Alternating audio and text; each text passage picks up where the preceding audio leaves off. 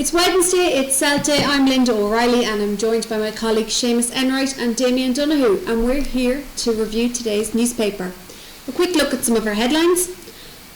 Search for weapon after knife attack in Cavan town. Local priest appointed auxiliary bishop of Armagh. Clean-up begins at a 600-tonne illegal dump site near King's Court. Meningitis vaccine rates are among lowest in the country. €600,000 digital hub to open next month. Tributes are paid to GAA legend Eugene McGee and retired Castleratton priest Father Phelim Kelly. And on the campaign trail, we profile the candidates in the race for the local elections in the Ballygymstuff electoral area. We've got plenty of pictures from the Cavan Ploughing Championships, the Paul Miles Memorial Run, the Tractor Run in Shercock, and birthday celebrations in Jampaling, among others. In sport, Maguire qualifies for her first professional major. Johnston returns with a bang as Cavan Gaels pick up their third win of the ACFL, and all square in minor thriller. So we'll start with our lead story in today's paper. Bit of a dangerous bank holiday weekend around Cavan town, and Gardaí are currently searching for a weapon that was used in a machete attack in John Paul Avenue. It's a machete or a cleaver type weapon that was apparently used. There's not a whole lot of detail there's not a lot more we can say other than what's in the paper, because it's a live investigation. It's ongoing. The Gardaí are still looking for information or appealing for witnesses, and we're still trying to establish the facts around the incident. What we know is a 30-year-old male was attacked on Sunday evening, later on Sunday night, with a sharpened weapon, a machete type, cleaver type weapon, we were told, and he suffered injuries to his wrist and also to his head. He was hit to his head and his arm, and I believe that he's in hospital receiving treatment at the present. Well, it was anyway, at least, for damage to ligaments in his arm. So his injuries are not life-threatening, thankfully. But still a very serious incident over the bank holiday weekend. But a worrying situation for the residents of John Paul Avenue. I would have thought, Damien, that's a residential area, a lot of young families there. Yeah. Not a nice scene to be waking up to on a bank holiday Monday morning. The roads closed and the area is cordoned off, and no, it's very worrying, I'm sure, for parents, for kids in that environment, to see that going on, or even if they didn't see it going on, see the aftermath the next morning of the street being cordoned off and the questions as to what happened. It's not good for family environment at all. And it's not good for Cavan town, which generally, to be fair, is quite a safe town. But the Gardaí there, Seamus said, carrying out door-to-door inquiries, searching for the weapon used in that particular attack. So hopefully they will make some progress in their investigation, and we may see somebody charged in connection with that incident shortly. We must pay congratulations to Father Michael Reuter, who this week was appointed Auxiliary Bishop of Armagh. So good news there for Father Reuter. He seemed rather shocked and surprised, humbled by the appointment. Yeah, if I was to rank my top 5 priests, he's definitely in my top 5 priests. I really like Father Michael. He's great crack, and he's going to be a massive loss to the parish of Killaan and Ballybor. I know they all really like him up there. He's also great in the parochial centre here in Cavan. This is parochial Diocesan centre. He's been brilliant, involved in everything really. A former Anglo Celt columnist, one of our reflections. And he married myself, my wife. He came over to Italy to marry us. Not everything he told on that day was truthful. He absolutely slated me because he taught me in St. Pat's. But you say top 5 priests, he's definitely top. He's exactly what you want. Well, you brought a dicky for because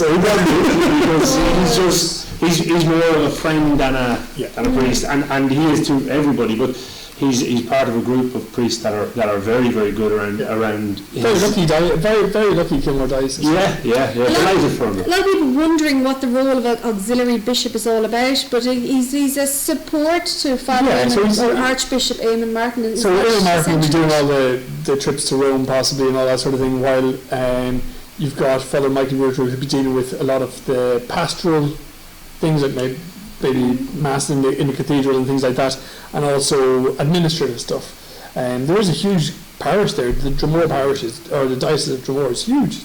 It's really, really big. Right. So he's got a lot of work to do. But he seems like this is, I mean, I know a lot of people would have loved to see him become perhaps bishop in Cavan, so maybe this is step up the ladder, yeah. He's very excited about the post, humble man, a lot of experience, as you both mentioned, and very well liked. He says here, we must never hanker for the certainties of the past, but work towards creating a new expression of what it means to be church in this time and place. So we wish him the very best of luck. Very, very popular priest. Another popular priest, Father Phelim Kelly, retired parish priest in Castleratton, passed away last week. He was buried, so we have some tributes and short obituary there to Father Phelim, also in this week's paper. And he's hugely popular man. He christened me. So they're all connected to me today. So they are. But a gentleman, an absolute gentleman. He didn't throw enough holy water. Not really. He done his best. He held me on for as long as he could.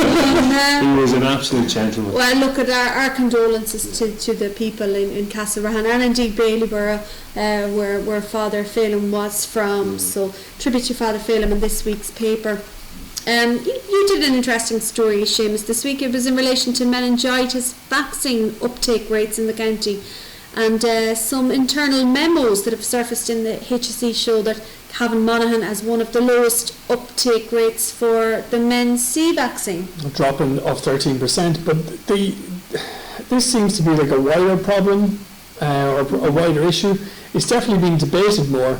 The uptake, there's a lot of uncertainty out there. Parents are concerned about letting their children have, putting their children forward for vaccinations, and then of course there's a lot of misinformation out there. I mean, you had the likes of Donald Trump say, denounce a vaccine over in America, and all of a sudden now he's backtracking and saying, well, no, actually we need you vaccinated, and the possibility of making it mandatory now. So, I mean, there's mixed messages. New York, haven't they? Yeah, there's mixed messages out there about vaccinations. It's a very interesting debate. I mean, it's an international debate at the moment. I mean, certain unvaccinated children are being barred from schools and public parks in the US. In New York, they've brought that in, so you can't go to the schools unless you've been vaccinated.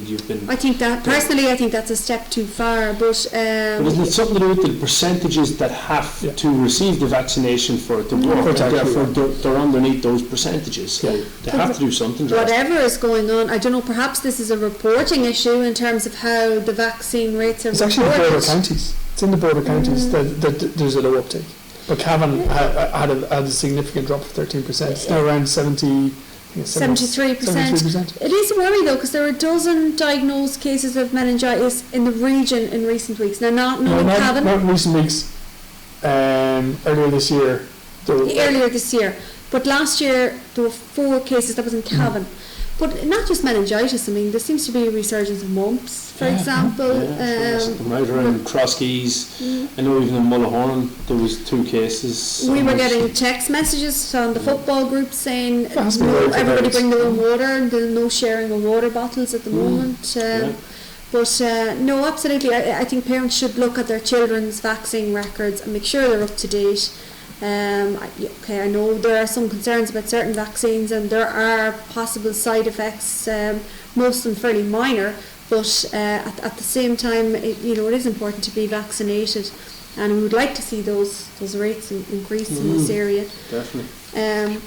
One story that really annoyed me this week and got me fairly energised was the general issue of dumping, and I've been subbing all of these profiles in recent weeks of the local election candidates, and I was quite surprised to see that the issue of illegal dumping is emerging repeatedly, as an issue on the doorsteps in this local election. Now I know it's a problem and it's always been a problem, but to see it register, on the doorsteps of an election campaign over issues such as broadband and waiting lists and roads infrastructure, for example, it really just goes to show that it is reaching academic levels.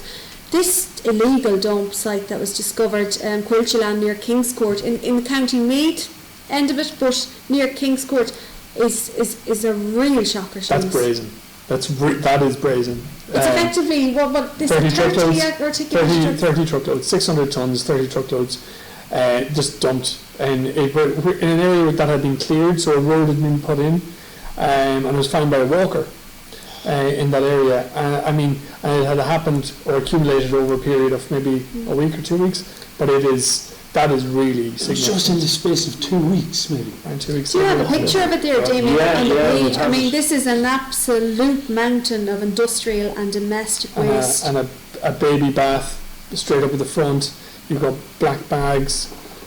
Do you know? It's a and, shock. Well, it's going to cost 110,000 just to clean up that site alone. That's an estimate. That's massive there money. was a dump site there was dumping found in Balturret. Bags reported to the council that there was rubbish there. The council sent out a person to look at the bags, and then they went home, went back to the office, and then sent out another person to pick it up. I mean, You see, is it the worry of contaminations? I don't know. Trying to put it. I'm not looking for anybody just to pick up bags and throw them into the boot of their car, but I mean, Surely the first person that goes out should be the person pick it to up. assess. Because it wasn't take for another 2 days. And again, you know, Even still, the problem of it still has to be the people that are dumping this stuff. The people who are, like the one outside of King's Court, it's obviously either business or residential, but people saying, do you know what, I'm not willing to pay my full bin fees, but I'll give you €50 if you go and dump it for me. Well, that is absolutely. I mean, when you look at that volume of waste, that is an illegal contract, not even a contractor. That is somebody who is collecting waste off of people and charging for it at an albeit reduced rate to the standard rates of registered collectors. But you're right. People have a responsibility. They shouldn't be fly tipping. They shouldn't be using these unauthorised waste collectors. I think it cost the council, Cavan County Council, $1 million last year. They estimate $1 million in this area of clean up and the council are brilliant. I mean, you look at the council staff on a Sunday morning cleaning up on a Saturday after a Saturday night, and they're there. Like by 8 o'clock, 9 o'clock on a Sunday morning, the town is effectively. Isn't it essentially though, and hopefully collective responsibility will get away from this, but you're coming from an era where that was a free service to now you're asking people to pay, and therefore people are going to resist in certain ways, and maybe it just takes time. Hopefully it just takes time for everybody to realise this is part of life and we just have to pay for our waste. This is open a can of worms that we need to pay for services. Exactly, but not just services, because by paying for them, especially what I like about the wheelie bin services, the fact that your waste costs you so much more than your recycling per weight. You know, you're always saying, well, I'm going to try to reduce my waste. That's why I got a compost bin. That's why I look to see, can I not produce so much waste. The packaging at source as well. Exactly, Yeah. That's your competitive nature. We just stop.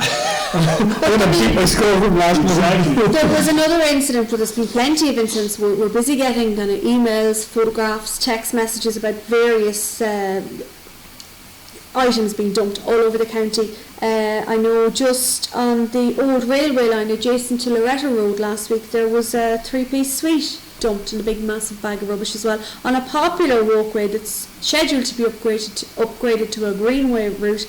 Residents unhappy there. On the back road to Crostoni one time, there was, close to Kilmore Cathedral and Sea House, somebody had dumped whatever they dumped, but actually neatly arranged it. So they'd put up an ironing board, they'd set up, there was a TV sitting there, they'd put a chair sitting neatly, things were neatly arranged. I mean, who goes that much trouble to be, Usually trying to That's another level. leave the cover of darkness. No, but I mean, I was looking at this, and you do see a lot of mattresses, kind of couches, items like that dumped, because and that does come down to cost. You're right, Damien, but like the typical cost, you're talking €20 for a double mattress, €30 for a 3-piece suite. That's to bring them to the civic amenity centres to have them disposed of. Now I know the council has been very good, and they do things like a free mattress recycling day. But I think they should be on a monthly basis. I mean, surely it's more cost effective than sending a team out to a bog or Boring, God knows how many miles away in West Cavan, to clean up this mess after the event. But I agree with you, Damien, it's a wider debate. We need more penalties, stronger penalties. We need the judges to actually enforce those at the highest level in the courts. But absolutely, I think this whole area of the property tax needs to be looked at again, and I've said it time and time again, I wouldn't mind paying multiples of what I'm paying now if it meant I was getting my waste collected, my water and my sewerage, all of those kind of things. You go on holidays to some of these European countries and it's just, it's amazing the level of service that they have, and I wouldn't mind paying for that. I wouldn't. I would probably be shocked for that. I'm sure there are comments coming in at the moment on our Facebook page. Please do, we welcome them. But I would rather pay more money and get a proper service. I think the whole thing needs to be looked at, and it's definitely on the rise, and it needs to be addressed. There is a comment from Katrina McIntyre saying outrageous. I think that was before you mentioned your idea. I think it's about the dumping. Okay. It's not that you're outrageous, Linda. We do want to mention the passing, of course, of the GAA legend Eugene McGee. Suddenly at the weekend, former newspaper managing editor, Cavan leader, Longford leader, Offaly manager, Cavan manager, voice for rural Ireland. I mean, we could go on for another hour about his many talents and achievements, but a bit of a shock in the GAA circles, Damien. Yeah, it definitely was. Remember getting the text message over the weekend that he had passed on. As I say, I didn't really know the man in any way. Just met him in press boxes a couple of times, but his persona went ahead of him. Everybody knew who he was. He was a legend within the game because he stopped the 5 in a row for Kerry, and it's just interesting in the year that's in it. What does it mean? Well, Paul Fitzpatrick has a lovely tribute piece in this week's Anglo Celt. It's on page 8, and after we went to print yesterday, we heard details of Eugene's removal and funeral arrangements. So he's reposing at Glennon's funeral home in Longford this evening from 4 o'clock with prayers at 9, and his removal will be tomorrow morning at 11 a.m. to St Mel's Cathedral in Longford, followed by interment in his local Columkill cemetery. So our sympathies to Eugene McGee's family and his many colleagues and friends at this sad time.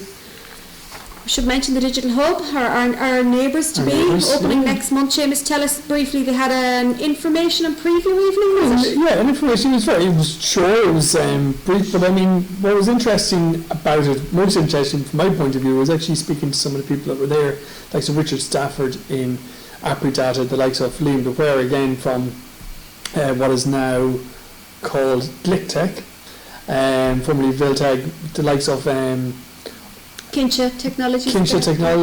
Yeah. These are brilliant local companies that are creating jobs in the local area, but have found a place in the hub, and hopefully it will, foster and help create more jobs in the locality. So they've got 3 tenants so far. Obviously, it's been advertised. Anchor tenants, yeah. And we've got some hot desking positions, 30 dedicated desks, 15 private office spaces, and I suppose that the big anchor there is the super duper Cyro broadband. That's it, exactly. That's the big attraction. And it will be for people who have to travel from Cavan to Dublin every day and work for tech firms, or even if they can take that work-life balance and seize control of it and be able to just work from home, but be able to take a spot in there. It's on day-to-day contracts or weekly contracts. It's very welcome. It's brilliant. It's great. And it's interesting in the context of yesterday's big announcement, which is the government sanctioning or pressing the go button on the €3 billion national broadband plan, and the selection or the allocation of preferred bidder status to the only remaining company left in the race. That said, I've had a quick look at the plan overnight, and to be fair to the government, they do seem to be prioritising areas such as Cavan, so we should see work begin in the last quarter of this year. And the general election by September? Possibly. It should take between 5 and 7 years, Jamie, and you won't worry that the technology would be out of date before 5G. We're actually connected. That said, they appear to have put some clauses. To be fair to the government, I'm often the first one to criticise. They appear to have put clauses in there that kind of future-proof it as best they possibly can, in that the company has to move with the technology or update the technology during the lifetime of this contract as it updates at no extra cost to the state. That's in there, and they've also put in some elements where they can get some level of profit share if it's going to be a golden goose and generate a lot of funds. So years ago they talked about decentralisation and trying to decentralise from Dublin. Surely the best way to decentralise from Dublin is make the rest of Ireland more attractive, and I think that's why I don't have a big problem with this 3 billion being spent on it, for the simple reason that it is going to make more of Ireland accessible for work in an era when digital is everything. So I think it's a good plan. I think it's a good idea, personally. Not too late. Huh? It's not, I mean, well, look, it's a bit late. Well, but you can't change the past, but you can change the future. So, at least they're trying to do something about the mistakes that should have been done in the past, all right, which for me is a move in the right direction, anyway. Absolutely. I should briefly mention again that we do have a 2-page spread on the Ballyginstuff electoral area in this week's paper, which profiles all 9 candidates that are running in that area. So if you want to educate yourselves about who is running in your area and a little bit about them, do pick up this week's paper. Damien, talk us through the sporting highlights. Yeah, lots in sport this week. I suppose on the back page you can see Shani Johnston made a comeback, his first start for Cavan Gales. I think he got 111. I know in the report it says 110 and 1-4 or 4 frees. I think it was 1-8 from open play, which is a phenomenal return against a team that are playing very well, Ballinya and Mean in the back. So look, at all questions then turn to, is Shani ready to play against Monaghan? Is he back? I know as of yesterday he wasn't part of the Cavan panel, as is reported in the paper there, but it's still a big talking point. He's still probably the best forward in the county that we can go back to, knowing that he's capable of doing it, and he's in very good form. So it'll be just interesting to see. It's putting the question out to the Cavan management. It's great. Do you have somebody better? And if so, then we're going to have a very good chance of beating Monaghan if there's better forwards than Shani Johnston there. So that's probably the big story in the sport. Well, sorry, from my point of view anyway, the big story maybe would be Leona Maguire qualifying for the majors, which was absolutely massive for I think it was a 36-hole qualifying tournament that she won as well. So that's massive news, and congratulations to her. The minor final, which was an epic, Drumlin against Loughouter Gales, match report and details in the paper from that. All County Football League wrap up, loads of games in it. You've got the tables, which were halfway through the All County Football League, so interesting to see who's doing well, who's near the top and who's near the bottom. Michael Hannon's column is back this week, where he's making the comparison with the NBA and the GEA, and where the GEA could learn stuff from how the NBA is run. So in the playoff system. Interesting. So loads of sport. I think there's a full page of pictures of rugby, on the Ridge Rugby, the club scene that went on at Cavan at the weekend as well. So lots of sport going on. So plenty of bang for your buck in this week's Anglo Celt. No such thing as bank holiday in this newser. So please do pick up your copy of the Anglo Celt on the way home and support your local newspaper.